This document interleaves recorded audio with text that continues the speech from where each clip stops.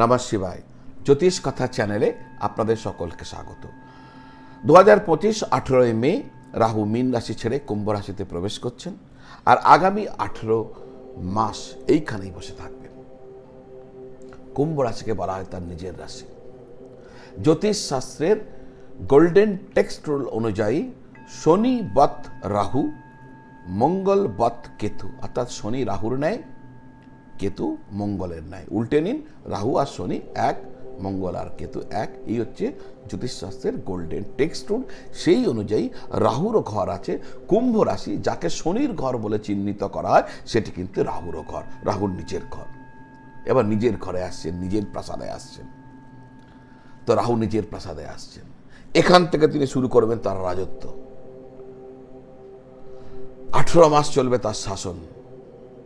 তো কি হতে চলেছে, আপনারা যারা বৃষ রাশির মানুষ রয়েছেন, আপনাদের জন্য কি হতে চলেছে আজকের বিষয়বস্তু এটা। দর্শক বন্ধু, ভালো হোক মন্দ হোক, মানুষের জীবনে কিছু না কিছু প্রভাব তো পড়বেই। আর এই প্রভাবের তারতম্য ঘটবে বর্তমানে আপনার কুণ্ডলিতে কোন দশা মহাদশা চলছে তার উপর। দশা মহাদশা যদি আপনার পক্ষে থাকে তাহলে ভালো হবে, দশা মহাদশা যদি আপনার বিপক্ষে থাকে তাহলে আপনাকে সতর্ক থাকতে হবে। দর্শক বন্ধু, মূল আলোচনায় আসছি। 2025 18 মে রাহু যে রাজত্ব শুরু করছেন আপনার রাশির ওপর, অর্থাৎ বৃষ রাশির ওপর, তাতে আপনি কি ফল পেতে চলেছেন। কিন্তু মূল পর্বে যাবার আগে যারা আপনারা আপনাদের কুণ্ডলী আমাকে দেখাতে চাইছেন, জ্যোতিষীয় প্রতিকার প্রতিবিধান নিয়ে জানতে চাইছেন, কুণ্ডলী বিচার করাতে চাইছেন, তাহলে এই স্ক্রিনের নিচে যে নাম্বার দেওয়া আছে 9830564500, ওই নাম্বারে ফোন করে বা হোয়াটসঅ্যাপ করে আপনি আপনার আগ্রহ প্রকাশ করুন। আমার অফিস থেকে বলে দেবে কোথায় আমাকে আপনারা সরাসরি গিয়ে দেখা করতে পারবেন, বা ভিডিও কল বা টেলিফোন কল মাধ্যম, অর্থাৎ অনলাইনের দ্বারা যোগাযোগ করতে পারবেন। আমার অফিসে কানেক্ট করে নেবেন 9830564500 এই নম্বরকে ব্যবহার করে। আসা যাক মূল আলোচনা, বৃষ রাশি কি হতে চলেছে। দেখুন, বৃষ রাশির ক্ষেত্রে রাহুর গোচর দশম ঘরে হতে চলেছে। যদিও রাহুর এই দশম ঘরকে সাধারণভাবে শুভ বলা হয় যদি রাহু এখানে গোচর করে, তবুও আপনাকে দশম ঘরে কর্মক্ষেত্রে বিশেষভাবে সাবধান হতে হবে। কেন? কারণ দশম ঘর কর্মের ঘর, রাহু এখানে আসবে, তাহলে আপনাকে কিছুটা অ্যালার্ট তো হতেই হবে। আপনি কোনোভাবেই কোনো শর্টকাট ব্যবহার করবেন না। আপনি একটু আগ্রহী উঠবেন শর্টকাট করার জন্য কাজের ক্ষেত্রে। কর্মক্ষেত্রে শর্টকাটকে এড়িয়ে চলবেন। আপনি কর্মক্ষেত্রে প্রচুর এনার্জেটিক থাকবেন। আপনি আপনার কাজকে দ্রুত শেষ করতে চাইবেন। আপনার মধ্যে কনফিডেন্স যথেষ্ট বেড়ে যাবে, আর ওভার কনফিডেন্স হয়তো আপনাকে কর্মক্ষেত্রে শর্টকাটের দিকে নিয়ে যেতে পারে। এক্ষেত্রে আপনি খেয়াল রাখবেন, এটা ভালো হবে না। যারা চাকরি করছেন তারা চাকরি পেয়ে যেতে পারেন। যারা অলরেডি চাকরি করছেন তাদের সম্ভাব্য ক্ষেত্রে যদি প্রমোশন বকেয়া আছে তাহলে পদোন্নতি হতে পারে। যারা চাকরির ট্রান্সফার করার জন্য আবেদন করেছিলেন তাদের ইচ্ছা পূর্ণ হতে পারে। যারা ব্যবসা করছিলেন তাদের জীবনে এই সময়কালে বড় সুযোগ আসতে পারে। আপনাদের জীবনে একটা গোল্ডেন অপরচুনিটি আসতে চলেছে এই 18 মাস সময়ের মধ্যে। যে সমস্ত কাজ এতদিন কোনো না কোনো কারণে আটকে ছিল, সেই আটকানো কাজ কিন্তু শুরু হয়ে যেতে পারে। যথেষ্ট ভালো অর্থ আপনি রোজগার করবেন, এবং শুধু তাই নয়, আপনি অর্থকে সঞ্চয় করতে চলেছেন। টাকা আপনার সেভিংস হবে। আর্থিক দিক থেকে এই গোচর আপনার জন্য মঙ্গলদায়ক হতে চলেছে। কোনো কারণে যদি কোনো টাকা আটকে গিয়েছিল, সেই ফেঁসে যাওয়া টাকা আপনি ফেরত পেয়ে যেতে পারেন।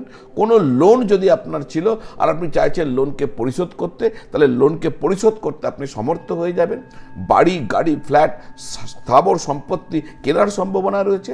আপনার আত্মীয় স্বজন আপনাকে খুব ভালোভাবে সাপোর্ট করবে। আপনার সাথে তাদের সম্পর্ক সৌহার্দ্যপূর্ণ থাকবে। আপনার বিরোধীরা, শত্রুরা শান্ত হয়ে যাবে। আপনার কথা লোককে প্রভাবিত করবে, পেশাগত কারণে হোক বা অন্যান্য যে কারণ হোক, যেখানে আপনাকে কথা ব্যবহার করতে হয়, অর্থাৎ আপনি সেলসে রয়েছেন বা আপনি কোনো রাজনৈতিক নেতা, আপনি বক্তব্য রাখেন, আপনার বক্তব্য, আপনার কথা মানুষকে ভালোভাবে প্রভাবিত করবে।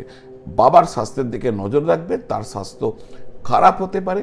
দাম্পত্য জীবন সুখময়, প্রেম জীবন সুখময় এবং অনুকূল থাকবে। পরিশেষে একটা কথা উল্লেখ করবে, এই যে ভালো ভালো কথাগুলো বলে গেলাম,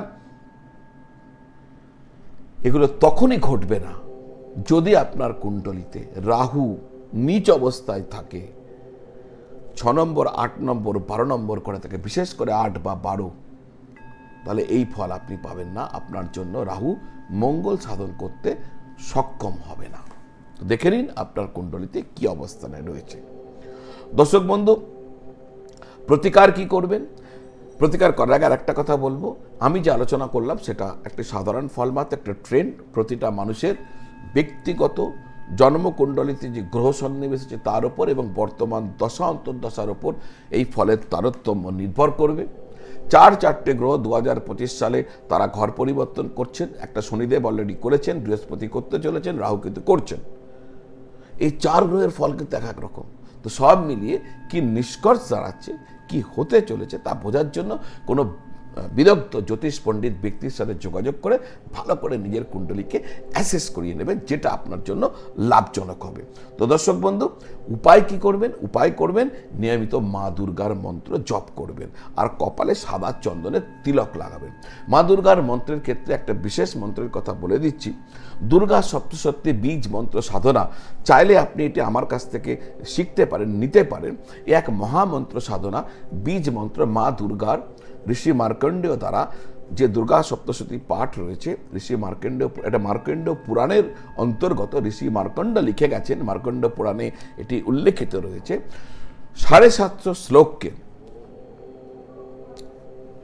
700 শ্লোককে বীজ মন্ত্রে কনভার্ট করা হয়েছে। 700 শ্লোক বীজ মন্ত্রে কনভার্ট করা হয়েছে। ওই বীজ মন্ত্রকে বলা হয় দুর্গা সপ্তশতী বীজ মন্ত্র সাধনা। আগ্রহী হলে এটাকে শিখে রোজ করবেন, দেখবেন অত্যন্ত ভালো সুফল আপনি পেয়ে যাবেন আপনার জীবনে। দর্শক বন্ধু, আজ এই পর্যন্ত। কন্টেন্ট ভালো লাগলে যারা চ্যানেলটি এখনো সাবস্ক্রাইব করেননি, চ্যানেলটি সাবস্ক্রাইব করে বেল আইকন প্রেস করে দেবেন। আপনার আত্মীয় বন্ধু বান্ধবের সাথে ভিডিও শেয়ার করবেন, লাইক করবেন, কমেন্ট করবেন। এই তথ্য আপনার আত্মীয় বন্ধু বান্ধবদের কাজে লাগতে পারে। তো আজ এই পর্যন্ত, আবার দেখা হবে। সকলে ভালো থাকুন, সকলকে ভালো রাখুন। নমঃ শিবায়।